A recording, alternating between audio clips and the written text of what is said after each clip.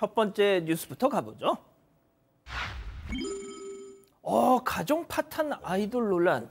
그렇습니다. 아이돌 그룹 UN 출신, UN이라는 그룹의 그룹 멤버였죠. 지금은 배우로 활동하고 있는 최정원 씨. 오늘 가장 뜨거웠던 연예 뉴스가 아닐까 싶은데요.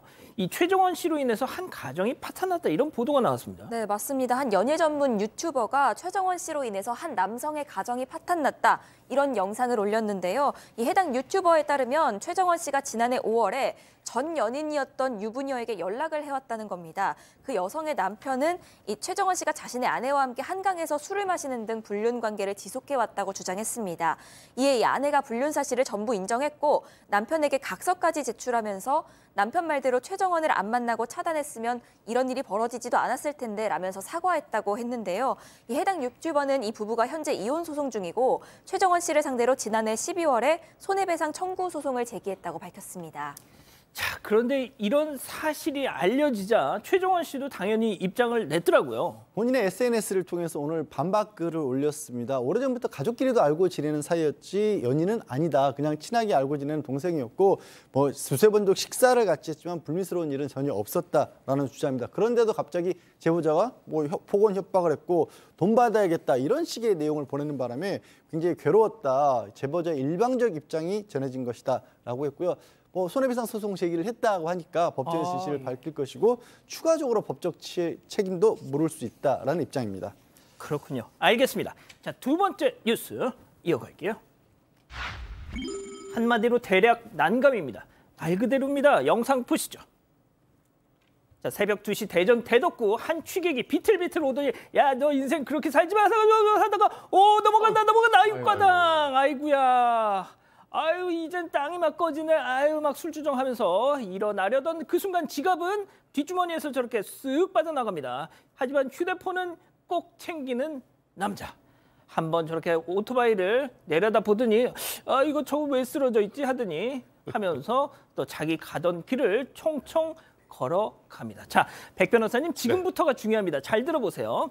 저 오토바이 주인이 저 취객에게 지갑을 돌려줬습니다. 왜? 흘려놓고 갔으니까. 그렇죠. 지갑 돌려주면서 선생님 오토바이 파손된 건 변상해 주셔야죠 했더니 흡사 이 도끼가 니 도끼냐 했을 때 아닙니다 했던 나무꾼 마냥 내 지갑이 아니라고 부인을 했다는 거예요. 야, 이건 좀 이해가 좀 안 되는 사건인데 지금 분명 저희가 흘렸잖아요, 영상을 또 보고 있잖아요. 지난해 9월 10일에 이제 새벽 2시쯤에 대전광역시에서 있었던 일인데 취객이 지금 전화하다가 아마 벽이라고 착각한 것 같은데 뒤로 누우면서 오토바이가 쓰러졌죠. 그러면서 오토바이는 당연히 파손이 됐는데 일단은 지금 이 지갑을 이 오토바이 주인은 경찰에 와서 넘겨줬습니다. 예.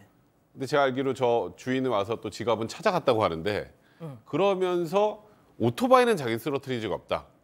그래서 보상은 해줄 수 없다라고 얘기를 했다고 합니다. 저 영상 속 남성은 누굽니까? 그러니까요. 미래에서 온 사람도 아니고. 그런데 문제는 여기서부터입니다. 이게 지금 저 남성에게 과연 형사처벌을 내릴 수 있을까? 그러니까 손괴죄는 고의로 한 경우만 처벌할 수 있지 과실손괴는 처벌 규정이 없습니다. 민사로 가나요? 그러니까 경찰이 이거는 고의로 민 건 아닌 것 같이 저희도 보이잖아요.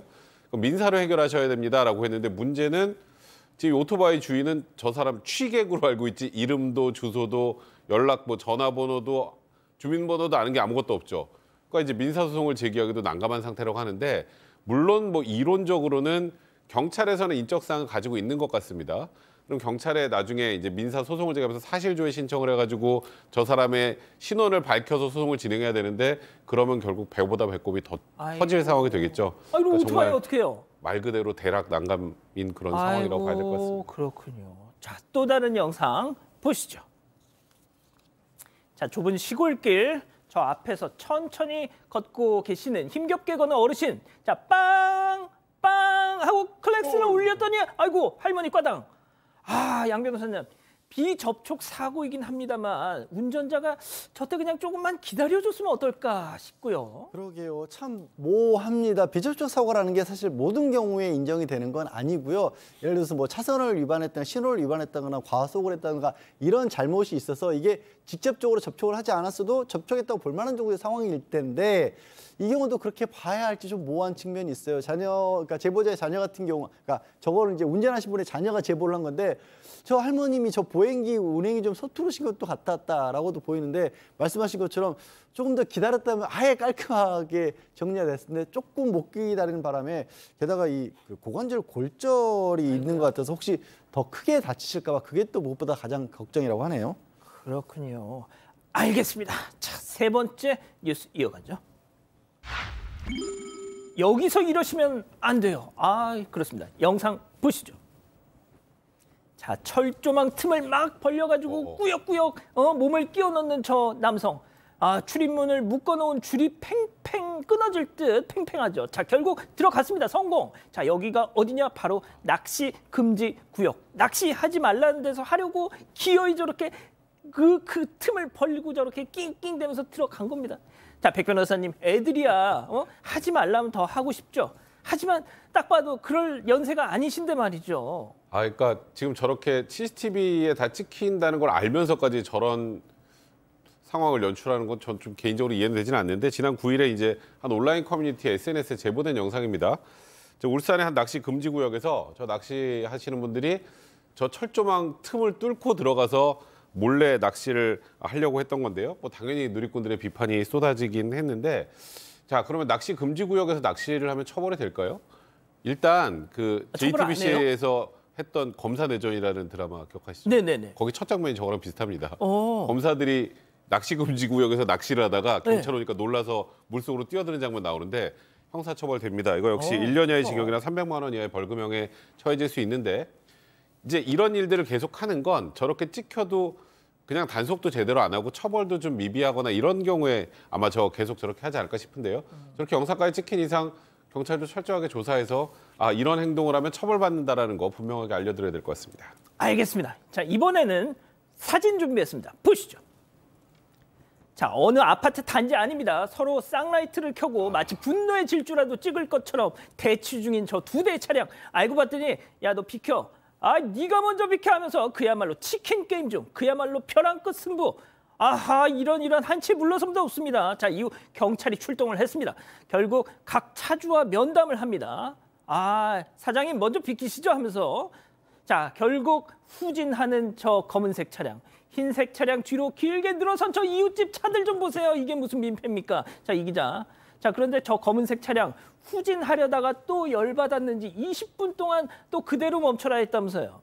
네, 맞습니다. 곱게 빼주지 않았는데요. 한 온라인 커뮤니티에 아파트 자동차 기싸움이라는 제목의 저 글이 올라왔습니다. 퇴근하고 집에 돌아온 글쓴이가 이 장면을 목격하고 글을 올린 거였는데 이 두 차 때문에 퇴근하고 돌아온 다른 입주민 차량까지 쭉 밀려서 피해를 봤다고 합니다. 결국 경찰까지 출동해서 각 차주와 면담을 진행했습니다. 그러면 이제 빼주기 조금이나마 나은 쪽이 빼주는 게 맞잖아요. 정차 중인 차량 수로 밀려서 어쩔 수 없이 검은색 차량이 후진을 하기 시작했습니다. 그런데 후진하다 말고 갑자기 열이 받은 건지 20분가량 더 버티다가 그 다음에야 어쩔 수 없이 상황이 마무리가 됐다고 합니다. 자, 교수님, 저는 진짜 스페인 투 경기장에서 서로 이렇게 하면서 막 이렇게 뒷발 막 이렇게 하는 것처럼 약간 그런 느낌이었습니다. 차들도 색깔을 잘 맞춘 것 같네요. 흰색하고 그 검은색으로. 네. 그렇게 깊은 뜻이. 네. 사실 이제 이 후진하는 것을 굉장히 자존심 상해하는 그런 상황이 된 것 같은데 어떤 차가 먼저 들어왔는지는 모르겠어요. 그런데 이제 사실 차들이 뒤에 이렇게 저렇게 많으면 봐가지고 그냥 서로가 좀 양보를 해서 해야 되는데 사실 이 밀어 제끼는 데는 두 가지가 있어요. 하나는 뭐냐면 소신이죠. 분명한 원칙과 논리를 바탕으로 한 소신이 있고요. 그다음에 이 고집이라고 하는 것은 철저하게 자존심에 의존을 하는 겁니다. 그래서 우리가 이제 소신불통이란 말은 없는데 고집불통이란 말은 있죠. 그러니까 지금 이제 경찰까지 출동해서 사장님 좀 빼시죠 해가지고 빼긴 뺐는데 20분 동안 더 정차했다라고 하잖아요. 예. 그게 뭐냐면 분위기상 자기가 후진을 하긴 했지만 또 자존심이 발동을 한 거예요. 그래서 제가 볼 때는 이 운전을 하는 그 운전면허증을 갖고 있으니까 성인인데 조금 이제 정신적으로 이 양보를 갖다 할 줄 모르는 그런 입장에서 자기가 그걸 갖다 극복을 못 하니까 제가 볼 때는 집에서 좀 명상을 자주 하시는 게 좋을 것 같습니다. 알겠습니다. 자, 네 번째 뉴스 또 이어가 볼게요. 과자 때문에 눈물 펑펑입니다. 이건 해외에서 지금 화제가 되고 있는 영상인데 함께 보시죠. 자, 손에 과자를 쥐고 입에 갖다 대는 아이입니다. 이상하게 먹지는 못하면서 칭얼대기만 하고 있어요. 고지는 바로 코앞인데 그렇습니다. 바로 페이스 쉴드가 과자를 가로막고 있는 겁니다. 답답한 마음에 요리조리 손도 바꿔가면서 입 벌리고 혀를 내밀어봐도 진짜 그야말로 크림의 떡. 아이고 아이가 어쩌다가 양 변호사님. 저거 순간 움직일 때 보시면 19라는 글자가 보입니다. 모자에. 아이가 코로나19 때문에 페이스 실드를 쓰고 있는데 아이가 그걸 어떻게 이해를 하겠어요. 이제 뭐 보니까 그렇죠. 볼이나 같이 지났으려나. 베트남 매체에서 지난 9일 날 보도를 해서 이걸 소개를 해서 전 세계적으로 화제가 되고 있는 안타까운 아이의 사연입니다. 울어주세요 같이.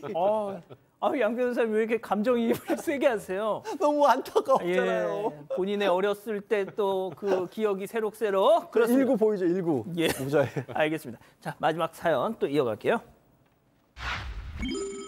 감사 인사 하는데 지칩니다 하는 이거 또 어떤 사연일까요? 이게 감사 인사를 계속 받고 싶어하는 시어머니 때문에 고민이다 이런 며느리의 사연인데요. 이 생일마다 며느리에게 용돈으로 10만 원씩을 입금해 주신다고 합니다. 이게 남편 통장으로 입금이 돼서 남편과 며느리가 둘 다 감사 인사를 드린다고 하는데 그런데 이 시어머니가 생일 전날, 생일 당일 그리고 생일이 지나서까지 계속해서 연락을 한다고 합니다. 계속 연락하는 이유는요. 다름 아니라 감사 인사를 받기 위해서입니다. 일단 당일에는 자신이 준 용돈으로 맛있는 거 사 먹어라 하면서 연락을 하시고요. 생일 지나고 나서는 용돈으로 뭐 했냐 하면서 다시 한번 연락을 하신다고 합니다. 철없이 용돈만 받아서 사는 것도 아닌데 자꾸 감사 인사 받으려는 시어머니 때문에 힘들다는 입장입니다. 자, 이건 이제 그 며느리가 느낀 그냥 감정, 주장이죠. 알겠습니다. 자, 기다리셨던 Put Your Hands Up Time. 우리 가족 여러분들도 채팅창에 OX로 함께 참여해 보시죠. 먼저 며느리입니다. 어머니, 생일 용돈 안 주셔도 되고요. 마음만 받을게요. 제발 1절만 해주세요.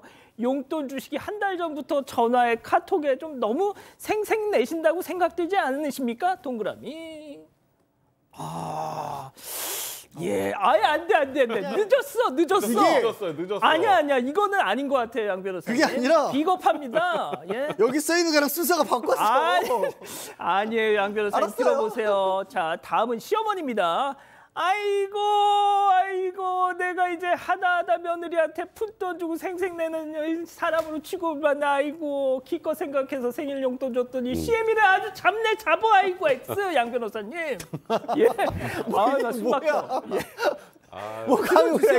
그래. 좋습니다. 바로 그겁니다. 낙장 드립 일수불태. 자, 오 교수님부터 한 말씀해 주시죠. 네, 사실 이제 일단 뭘 주면 그것으로 잊어버리는 게 정신건강상 제일 좋은 것 같아요. 그러니까 이제 뭐 사실 며느리는 저렇게 불편하게 생각을 해도 시어머니 입장에서는 자기가 그래도 좀 어떤 좋아한다 또는 뭐 이렇게 사랑한다라고 하는 어떤 표시로 저렇게 한 것은 아니겠습니까? 근데 좋은 의도로 시작을 했는데 중요한 거는 그 상대가 어떻게 느끼는가가 중요해요. 그러니까 이제 이게 생일 전날, 당일날 지나고 연락을 해가지고 너 이거 사 먹어라. 그 얘기 안 해도 다 사 먹습니다. 그리고 너 뭐 먹었냐? 그것도 이렇게 얘기하는 게 불편하다는 거죠. 그래서 제가 볼 때는 또 만약에 이제 시어머니 같은 경우 상당히 이 서운하고 섭섭하다 이렇게 생각하실지 모르겠는데 예. 그거는 자기를 갖다 대단하게 생각을 하는데 상대가 알아주지 않기 때문에 서운하고 섭섭한 거거든요. 그래서 공이라고 하는 것은 내세우는 그 순간 사라집니다. 그래서 네.